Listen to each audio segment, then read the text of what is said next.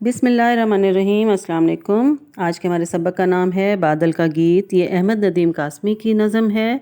इसमें शायर बादल की कहानी ख़ुद बादल की ज़ुबानी सुना रहे हैं।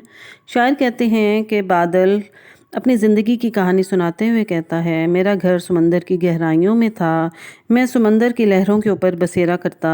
कभी मैं सदफ़ और सीपियों के बीच में रहता तो कभी पानी के ऊपर वाले सब्ज़े पर रिहाइश अख्तियार कर लेता। एक रोज़ सूरज की गर्म और शोक किरणें मेरे पास आईं और मुझे कहने लगीं कि आओ हम तुम्हें आसमानों के सितारों की सैर करवाते हैं। तुम्हें मस्त हवाएं ले उड़ेंगी। मैं सितारे देखने के शौक में अपना वतन यानी कि समंदर छोड़कर उनके साथ चला गया।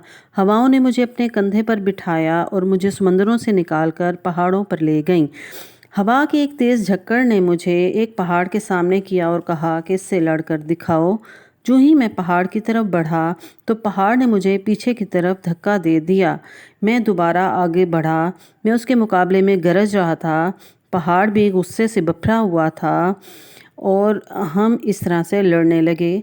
लेकिन अफसोस, ऐसे खेलों का अंजाम मौत और फना होता है। उन ऊंचे पहाड़ों ने मुझे ऐसे ज़ोर से ज़मीन पर पटकनी दी कि मैं ज़मीन की तरफ यानी मैदानों की तरफ आ गया। हवा की तेज़ और शोख परियां मुझे दोबारा उड़ाकर मैदानों की तरफ ले गईं। अब मैं उड़ते उड़ते थक गया था। मैं ज़ोर से चीखने लगा और हवाओं से बिजलियां कूदने लगीं। मैं फ़ज़ा से निकलकर ज़मीन के मैदान में गिर गया। मैं नीचे की तरफ लपका। मैं दोबारा पलट कर आया और गरजने और चमकने लगा और ज़मीन पर हर तरफ धुआं और स्याही बनकर फैल गया। कभी मैं चिराग बनकर जलने लगता तो कभी गरजने लगता, लेकिन मेरे गमों पर किसी को कोई दुख नहीं था। अब मैं ज़मीन पर बरसने लगा। जब मैं रोने लगा यानी बरसने लगा तो ज़मीन वाले हंसने लगे यानी कि वो खुश हो गए। मुझे इस राज की समझ ना आई। मेरे रोने से ज़मीन साफ़ व शफ़ाफ़ हो गई और इस तरह मेरी ज़िंदगी का ख़ात्मा हो गया। मगर एक राज मुझ पर फाश हो गया कि बादल के बरसने से नाले भर जाएंगे और नालों का ये पानी दरियाओं में जा गिरेगा और ये दरिया दोबारा समंदर में जाकर मिल जाएंगे। बिस्मिल्लाहिर्रहमानिर्रहीम। अस्सलाम वालेकुम। आज के हमारे सबक का नाम है बादल का गीत। सबसे पहले मुश्किल अल्फाज पढ़ते हैं। आफत, मुसीबत, पर्वत, पहाड़, शुआएं, किरणें, सीपियों, घूंगे, परछाइयों, साए, पटखनी, नीचे गिराना, दमका, चमका, गुत्थी, उलझन, बिलबिलाना, रोना, बिफरा, गुस्से में आना। पहला बंद है। मेरा घर समंदर की गहराइयों में, मैं रहता था लहरों की परछाइयों में, कभी सीपियों में कभी काइयों में। गहराइयों गहरे पानी, लहरों मौजों, परछाइयों सायों, सीपियों घूंगे, कायों स्याही माइल सब्ज़ा। इस बंद में शायर कहते हैं कि बादल अपनी ज़िंदगी की कहानी सुनाते हुए कहता है कि मैं समंदर के गहरे पानियों में रहता था। कभी मैं समंदर की लहरों के साथ साथ तैरता तो कभी सायों में रहता। कभी मैं सीपियों में अपना बसेरा कर लेता तो कभी समंदर के पानी पर स्याही माइल सब्ज़े पर अपना ठिकाना बना लेता। दूसरा बंद है। मगर एक दिन शोख तपती शुआएं पुकारें कि आ तुझको तारे दिखाएं, उड़ाएंगी तुझको नशीली हवाएं। शोख शरारती, तपती गरम, शुआएं किरणें, पुकारे बुलाएं, नशीली नशे में मस्त।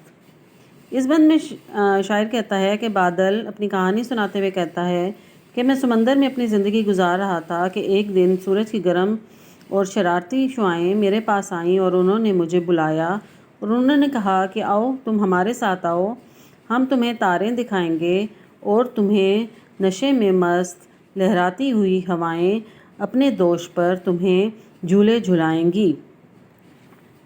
बंद नंबर 3। सितारों की धुन में वतन छोड़ आया, हवाओं ने शाखों पे मुझको बिठाया, समंदर से उठा पहाड़ों पे छाया। धुन शोक, शाखों टहनियों, छाया मुहित हो गया। इस बंद में शायर कहते हैं कि बादल अपनी कहानी सुनाते हुए कहता है कि मैं समंदर के गहरे पानियों में रहता था कि एक दिन मुझे सूरज की शोक हवाएं अपने साथ ले गईं और उन्होंने मुझे तारे दिखाने का लालच दिया। तो मैं तारे देखने के शौक़ में अपना वतन यानी कि समंदर छोड़ के उनके साथ हवाओं के साथ चला गया। हवाओं ने मुझे टहनियों पर बिठाया, उड़ाते हुए मुझे टहनियों पे ला बिठाया और फिर वहाँ से उड़ाते हुए समंदर से उठाकर मुझे پہاڑوں تک لے گئیں، اڑاتے ہوئے پہاڑوں تک لے گئیں اور میں پہاڑوں پر جا کر چھا گیا۔ بات نمبر 4، مگر تیز جھونکے نے آفت یہ ڈھائی، مجھے ایک پربت کی چوٹی دکھائی، کہا اس سے لڑ کر دکھا میرے بھائی۔ اس بند میں شاعر کہتے ہیں کہ جب بادل کو ہوائیں اڑاتی ہوئی پہاڑوں پر لے گئیں تو پھر ہواؤں نے بادل کو ایک مصیبت میں ڈال دیا کہ ہواؤں نے بادل کو پہاڑ کے سامنے لا کھڑا کیا اور بادل کو کہا کہ اب اس پہاڑ سے لڑ کر دکھاؤ۔ بند نمبر 5، میں لپکا تو پربت نے مجھ کو دھکیلا، وہ اکڑا میں گرجا، وہ بپھرا میں کھیلا، پر افسوس فانی ہے کھیلوں کا میلہ۔